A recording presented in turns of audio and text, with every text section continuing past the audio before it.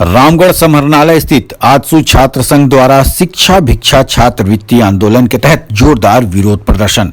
रामगढ़ समाहरणालय स्थित आजसू छात्र संघ द्वारा शिक्षा भिक्षा छात्रवृत्ति आंदोलन के तहत जोरदार विरोध प्रदर्शन किया गया। इस बीच हजारों की संख्या में छात्र लोग जेल मोड़ से समाहरणालय तक हाथों में तख्तियां लेकर पद यात्रा द्वारा सड़कों पर शिक्षा के लिए उतरे और झारखंड सरकार की उदासीनता के खिलाफ छात्रों की अभूतपूर्व एकजुटता और आक्रोश देखने को मिला। विशेषकर झारखंड के मुख्यमंत्री एवं कल्याण मंत्री के प्रति छात्रों में नाराजगी साफ झलक रही थी। कुछ छात्र ने मुख्यमंत्री के बैनर फाड़कर अपने आक्रोश को प्रकट किया, जिसके बाद उपस्थित लोगों ने समझाया, जिसके बाद छात्र का गुस्सा शांत हुआ। बता दें कि आंदोलन की अध्यक्षता समाजसेवी छात्र नेता पीयूष चौधरी ने किया। सरकार की छात्रवृत्ति की नीतियों पर चिंता जताई गई। कहा, अपने निजी लाभ हेतु कुछ योजनाएं चलाकर छात्रों के हक अधिकार से वंचित किया जा रहा है।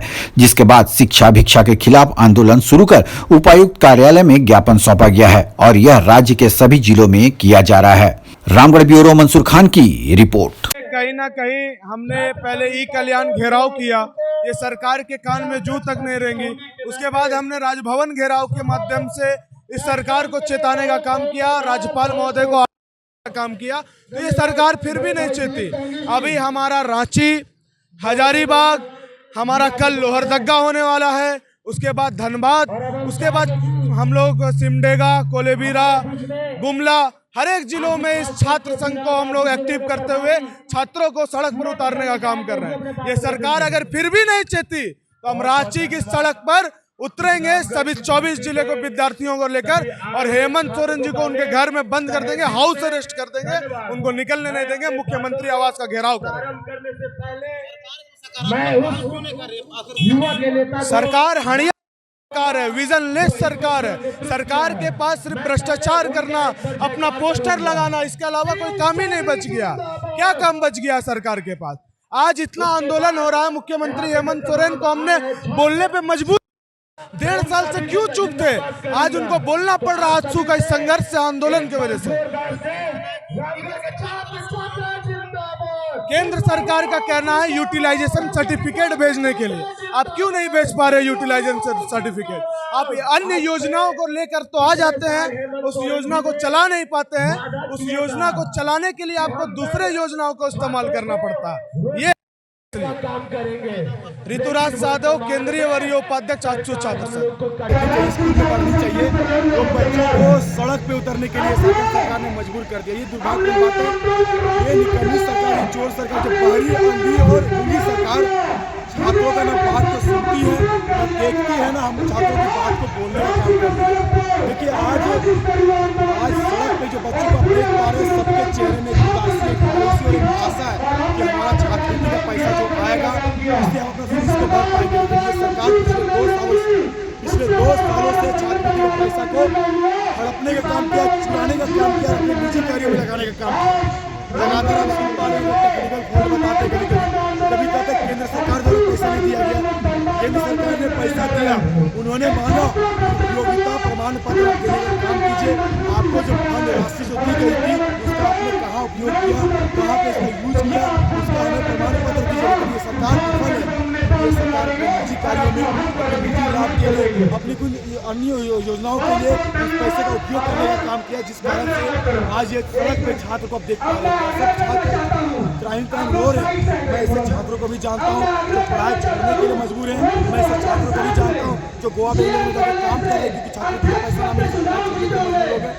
मैं ऐसे छात्रों को भी जानता हूँ जो खेती में काम करते हैं। मैं ऐसे छात्रों को भी जानता हूँ जो होटल में काम करते हैं, लेबर कुली का काम करते हैं, जमीन बेच के पढ़ने का काम करते हैं। आपका परिचय? मेरा नाम बबलू कुमार महतो है। मैं आजसू छात्र संघ का प्रदेश कार्यकारी अध्यक्ष। और मैं बताते चलूँ साथ ही साथ इस आंदोलन की सबसे पहले आज छात्रों ने ठान लिया है, आज आजसू छात्र संघ ने ठान लिया है कि जब तक हमें हमारा हक का पैसा नहीं मिलेगा हम लोग जगह से नहीं मिलेंगे। आज बड़ा निंदा का विषय है कि डीडीसी महोदय से मैं मिला। सबसे पहले तो डीडीसी महोदय ने बोला कि ये जो है ये राज्य सरकार का मुद्दा है, तो मैं उनसे पूछता हूँ कि आप किसके आगे ये बताइए। उसके बाद फिर मैंने तमाम डिमांड, तमाम युवा अधिकार पत्र हमने ये उन्हें दिया तो इस पे काफ़ी चर्चा हुई और उन्होंने सब चीज़ मेरे सर पे थोप दिया और बोला सारा काम प्रशासन नहीं करेगा। उन्होंने बोला कि भाई जितना भी आपका मैदान है वहाँ पे बेयर मिनिमम सुविधा होना चाहिए कि लाइट, क्योंकि सुबह 4 बजे खिलाड़ी आ जाते हैं, उनको सेफ्टी के लिए वहाँ पे लाइट होना चाहिए और एक चापाकल होना चाहिए पानी पीने के लिए। क्या ये सुविधा मैंने बहुत बड़ा मांग लिया क्या? वो बोलते हैं कि आप चिन्हित करके बताइए फिर हम इस पर बात करेंगे। मैंने बोला जिला के मेधावी छात्रों के लिए जिला प्रशासन को कुछ करना चाहिए, फंड से कुछ उनको होना चाहिए। उन्होंने बोला आप बताइए, आप 50 छात्रों का लिस्ट दीजिए फिर मैं उस पर काम करूँगा। तो आप बताइए कि आपने जो ये व्यवस्था बना रखा है क्या कमीशन का पैसा खाने के लिए बना रखा है?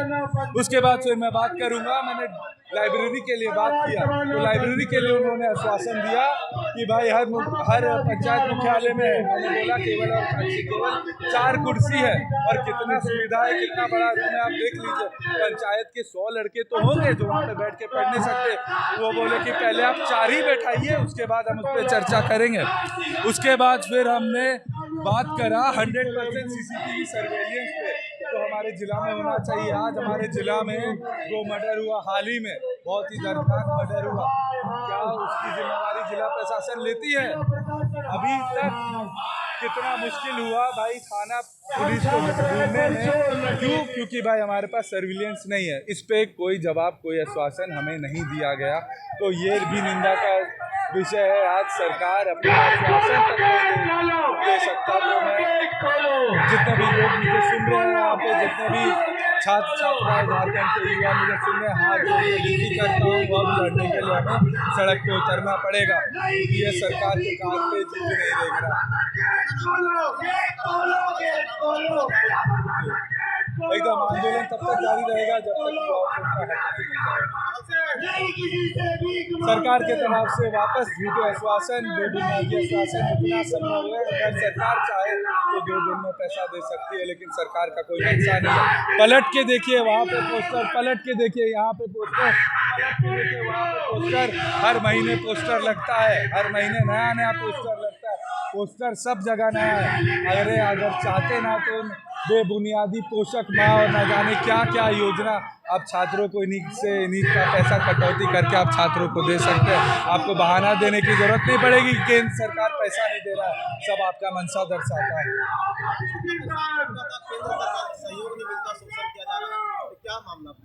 सबसे पहले एक सवाल तो इस राज्य सरकार से, आपका मंशा क्या कहता है कि युवा को प्रायोरिटी में डालना चाहिए कि सबसे नीचे डालना चाहिए?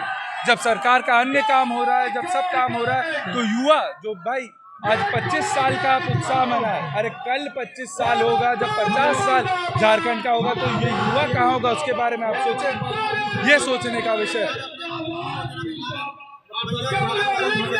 देखिए मैं किसी योजना का निंदा नहीं करूंगा, लेकिन एक प्लानिंग आपके पास होनी चाहिए और ये सरकार जीरो प्लानिंग पे चल रहा है, जीरो प्लानिंग। अपडेट खबरों को देखने के लिए देखते रहें खबर 365 न्यूज। साथ ही लाइक, शेयर और सब्सक्राइब करना ना भूलें।